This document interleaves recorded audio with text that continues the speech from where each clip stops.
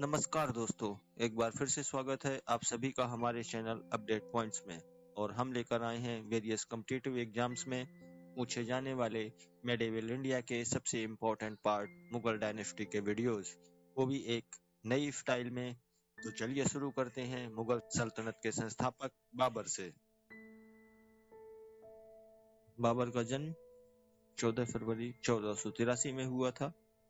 बाबर का पूरा नाम या कहीं असली नाम जहीरुद्दीन मोहम्मद बाबर था और उनके पिताजी का नाम उमर शेख मिर्जा था। अपने पिता की तरफ से वह तुर्क मंगोल शासक तैमूर का वंशज और माता की तरफ से चंगेज खान का वंशज था। सन 1495 में केवल 12 साल की उम्र में बाबर फरगना का शासक बना। फरगना जो कि इस समय अभी उज्बेकिस्तान में है, और केवल 19 वर्ष की एज में सन 1504 में उसने काबुल जीता। बाबर के भारत आने की कहानी भी बहुत ही इंटरेस्टिंग है। उसको 1524 में दौलत खान लोधी ने इनवाइट किया था। दौलत खान लोधी इब्राहिम लोधी के टाइम पर लाहौर का गवर्नर हुआ करता था, और उसका जो मुख्य उद्देश्य था बाबर को भारत बुलाने का, वो था उसकी और मेवाड़ के राजा राणा सांगा से दुश्मनी।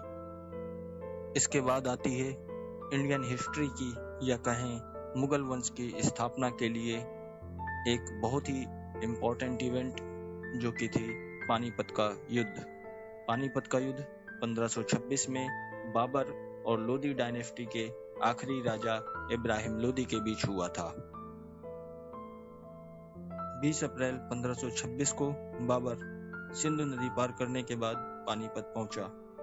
पानीपत में इब्राहिम लोधी की सेना, जिसमें 1 लाख सैनिक और लगभग 100 हाथी थे, पहले से ही बाबर का इंतजार कर रहे थे। लेकिन बाबर ने उनको चारों तरफ से घेर लिया और इब्राहिम लोधी की सेना को बाबर की आर्टिलरी का सामना चारों तरफ से करना पड़ा, जिसमें इब्राहिम लोधी की पानीपत के युद्ध के दौरान मौत हो गई और उसके बाद बाबर ने दिल्ली और आगरा पर कब्जा कर लिया।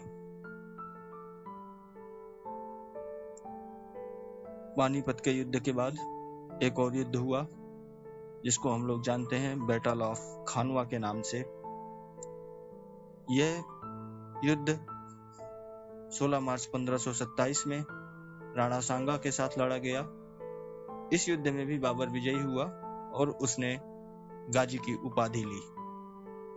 1527 में बैटल ऑफ खानवा के बाद 1528 में लड़ा गया जो युद्ध था वो था बैटल ऑफ चंदेरी।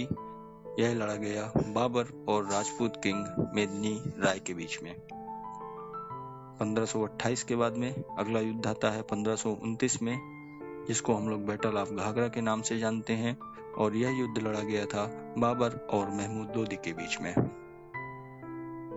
बाबर की मृत्यु 26 दिसंबर 1530 को केवल 40 साल की उम्र में हुई।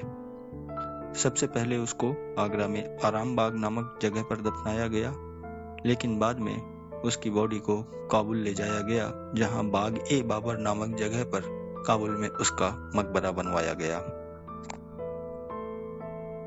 बाबर के बारे में कुछ और इम्पोर्टेंट पॉइंट्स हैं। उसने अपनी ऑटोबायोग्राफी बाबरनामा, या जिसको हम तुझके बाबरी के नाम से भी जानते हैं, चगताई तुर्किक लैंग्वेज में लिखी थी, जो कि उसकी मदर टंग भी है।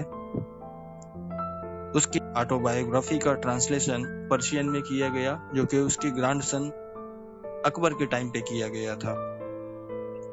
इसके अलावा एक और इम्पोर्टेंट पॉइंट है कि बाबर और जहांगीर केवल ऐसे 2 ही मुगल शासक हैं जिन्होंने अपनी खुद की बायोग्राफी लिखी है।